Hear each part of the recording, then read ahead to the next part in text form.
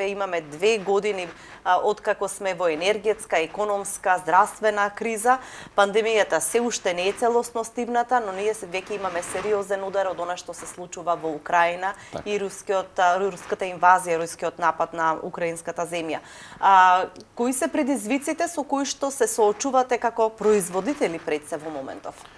Па како производители пред се најсилен удар добивме во набавката на репроматеријали. Затоа што прво Македонија е зависна од репроматеријали. Ние не сме држава која произведува основни суровини, базни суровини и во хемиската, па дури и во прехранбената. Второ, целата таа воена криза се погодува во најлош можен момент, кога зборувам во најлош можен момент, затоа што моменталните потреби на сите држави, не само на Македонија, од европското тло се храна, а знаеме дека Русија и Украина се едни од најголемите извозници на жито, енергенс како газ, и тоа не само за грејење, туку и за производство на електрична енергија, затоа што Украина е еден од поголемите производители на нуклеарна енергија, нуклеарна електрична енергија, така да во моментот, почнувајќи од базните репроматеријали за производство, па се до енергенсите кои директно учествуваат во креирањето на цена на чинење, значи електрична енергија, нафтените деривати и така натаму, не ги спомнавме. Русија е еден од најголемите извозници на нафтени деривати. Со сите тие сет на економски блокади помеѓу двете страни кои се поставија, се најдовме во ситуација од една страна тешко да доаѓаме до репроматеријал, од друга страна македонското посебно земјоделие, Струмица веќе мислам дека ќе биде една од попогодените во овој дел, зависно пак ќе кажем. Санкциите се уште не се 100%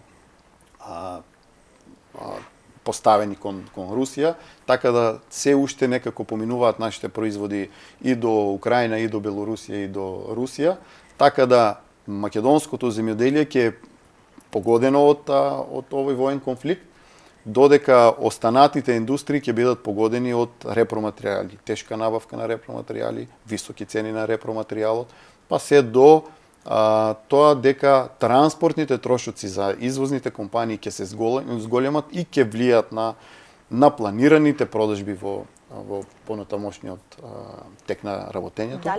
Дали се влошува состојбата со почетокот, речи се 20 и повеќе денови имаме конфликт од претходно што се случуваше? Генерално пикот на оваа криза би било некаде до генерално викаме до март-април, за тоа што очекувањата се, како и да се развива сета таа ситуација, очекувањата дека гасот како енергенс за струја ќе се намали, почнуваат сончеви денови, Европа има големо производство на обновливи извори, од обновливи извори енергија, се најавува рестартирање на неколку нуклеарни централи, да кажеме како енергенс, можеби струјата ќе дојде до ниво на некое поприфатливо ниво, моментално е многу висока, да кажеме пред почетокот на кризата е најмалку 3 пати поскапо од кога почна воениот конфликт, не зборуваме за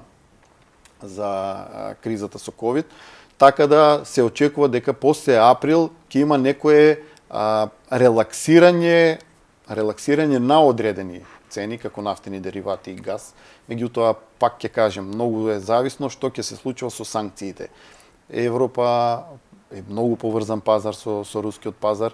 Двете сили, економски сили се взаемно врзани, на тие им требат репроматеријали, енергенси, на тие им требат готови производи, така да зависно колку ќе бидат силни сетот на санкции кон Русија и како тука нема колатерална штета ќе имаат сите. Меѓутоа, со кој интензитет ќе биде штетата, ќе видиме после април, после малце зголемување на температурите Велите дека суровините се проблем и тешко се доаѓа до репроматеријали. Дали некои од компаниите во различни сектори се жалат дека биле принудени да го намалат можеби производството токму поради овој проблем? Па да, во повеќе во различни дејности мора да се адаптираш на тоа што го имаш на пазарот. Веќе има најава на неколку производи кои се намалени баш ради тој недостаток на репроматеријал.